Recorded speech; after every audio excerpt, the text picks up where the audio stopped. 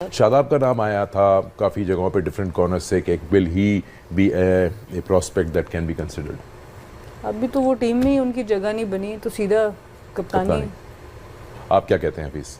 ये मुझे लगता है कि ये एक और ज़्यादती की जाएगी पाकिस्तान की क्रिकेट के साथ कि गुस्से में फ़ैसला किया जाए। ओके, गुस्से के अंदर खाम-खा के प्लेयरों के ऊपर छुरी चला दी जाए, क्योंकि कोई ना कोई तो कुर्बानी का बकरा ढूंढना है ना, तो वो प्लेयर ना बने। अगर वाकई में अगर कोई प्लेयर ऐसा है जिसके डिसिप्लिन के ऊपर इशू है, जो बात नहीं मान रहा, जो प्लान्स को एग्जीक्यूशन करते वक्त चैलेंज कर रहा है, उसको ज़रूर बाहर निकालना चाहिए।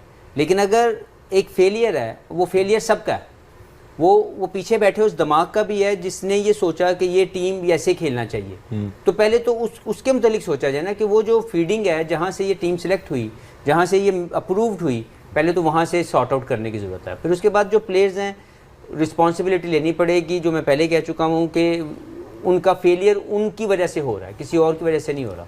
और अगर आप मुझसे प्लेयर की बात करें, मैंने उस दिन आपको 8-10 नाम बताए थे कि वो ऐसे प्लेयर हैं जिनको इस टूर पे खिलाना चाहिए। इस दिमाग को दूर कर दिया जाए कि हमने कप्तान बदल देना है।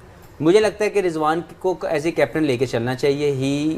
He will be a very good captain, क्योंकि उन्होंने रिसेंट पास में अच्छी कप्तानी करके अच्छे मैचेस भी जितवाए हैं। 2 सीरीज़ें डोंट फॉरगेट कि हम ऑस्ट्रेलिया में जीते उनकी कप्तानी के अंदर, और हम साउथ अफ्रीका में भी जीत के आए। तो एक गुस्सा ना उतारा जाए, कुर्बानी का बकरा ना ढूंढा जाए। वो लोग जो वाकई में आपकी ज़रूरत है, जिनको आपने बेंच स्ट्रेंथ के तौर पर लेके जाना है, ज़रूर लेके जाएँ। डोंट थिंक अबाउट दिस कि ये फेल हो जाएगा। आप ये ना सोचें, जैसे मैंने आकिब जावेद की बात की, मोहम्मद अली की बात की, ये वो बॉलर हैं जो इंतज़ार कर रहे हैं। खुरम शहजादा है, आमिर जमाल है, ये वो लोग हैं जो इंतज़ार कर रहे हैं। तो ये वो इवन आकिब जावेद वो ऐसे लेफ्ट आर्म फास्ट बॉलर हैं जो खेलने के काबिल है। अगर फिट है तो उनको लेके जाएं। तो ठीक है, अफसाना कहती हैं कि T20 में सलमान और रिजवान से स्टिक करें, ODI में, और आप कहते हैं स्टिक करें। मैं ज़ाती तौर पर सलमान आगा के T20 के कप्तान बनने के ऊपर मुझे रिजर्वेशन है। मुझे नहीं लगता, yes is a fantastic player, कोई शक ही नहीं है, लेकिन T20 format you asking too much and it's not a progressive mindset. एक और खबर थी रिगार्डिंग कोच के लिए, और कोच के कैंडिडेट्स में जो नाम टॉप पे आ रहा है जो पाकिस्तान क्रिकेट बोर्ड की तरफ से, वो है सकलैन मुश्ताक का, जो कि एक मेंटोर भी हैं, and he has been head coach. और I guess if I am not wrong, Aaqib Javed का कॉन्ट्रैक्ट जो है वो फिनिश हो गया। So how do you see if he gets that opportunity again? देखिए, मेरी पर्सनल ओपिनियन इस पे ये है कि अगर नो डाउट उन्होंने बाहर की टीम्स के साथ भी काम किया, पाकिस्तान क्रिकेट टीम के साथ भी जो है वो काम कर चुके हैं, अगर आप उनको कोचिंग में लेके आ रहे हैं तो फिर आप लॉन्ग रन के लिए लेके आएँ।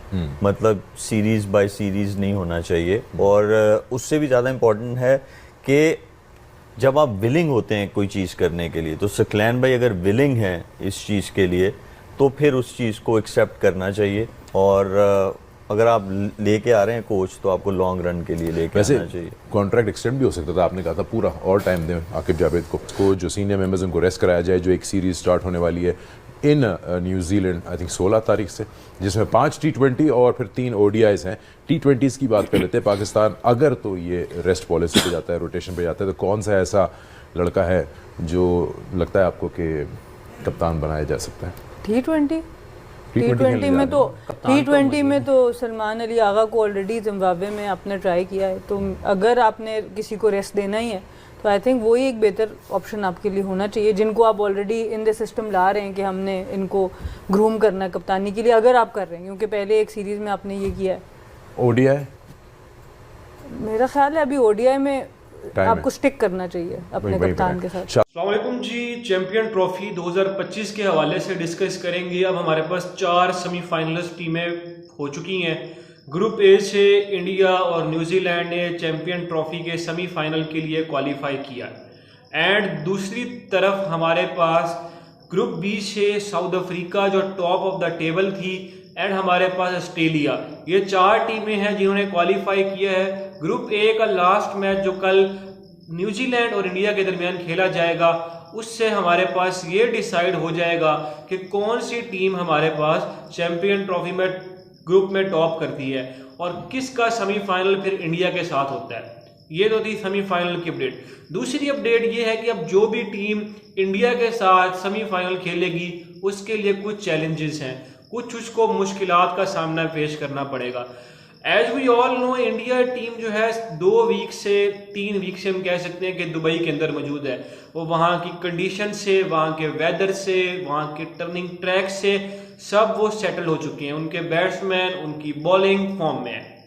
दूसरी तरफ जो टीम पाकिस्तान से जाएगी दुबई में मैच खेलने, वो पाकिस्तान के फ्लैट ट्रैक से जा रही है, पाकिस्तान की कंडीशन से जा रही है। उसको वहां पर डायरेक्ट जाकर इतना बड़ा सेमीफाइनल आप खिला देंगे तो भाई ये उस टीम के साथ जाती है। या तो इंडिया को भी किसी तीसरे मुल्क लेकर जाया जाए और दूसरी टीम पहुंचे, फिर तो ये मैच बराबरी का होगा। अदरवाइज इंडिया टीम को एज रहेगा। हम कह सकते हैं कि 70% इंडिया को एज रहेगा, 30% क्योंकि वो वहाँ के ट्रैक से जा रही है। अगर कोई टीम वहाँ से आती है तो उसको खेलने में मुश्किलात का सामना होगा। अब देखते हैं कि आईसीसी इस पर क्या अमल दरामद लेते हैं, लेकिन ये पहले से डिसाइड था और टीमों को पता होना चाहिए कि किस तरह से चल रहा था।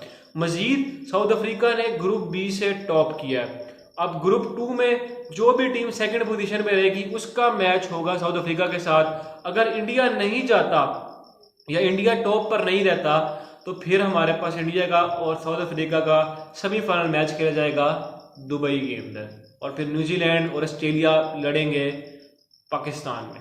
तो अगर आपको हमारी इस तरह की वीडियोस अच्छी लगती हैं और आप हमारी वीडियोस देखना चाहते हैं तो हमारे इस चैनल को लाइक कर सकते हैं, शेयर कर सकते हैं और अपने दोस्तों के साथ भेज सकते हैं ताकि हमारी हर आने वाली लेटेस्ट वीडियो आप तक पहुंच सके। बाकी हम आपसे मिलते हैं नेक्स्ट वीडियो में। उस वक्त तक के लिए हमें दीजिएगा इजाज़त। अल्लाह निगहबान।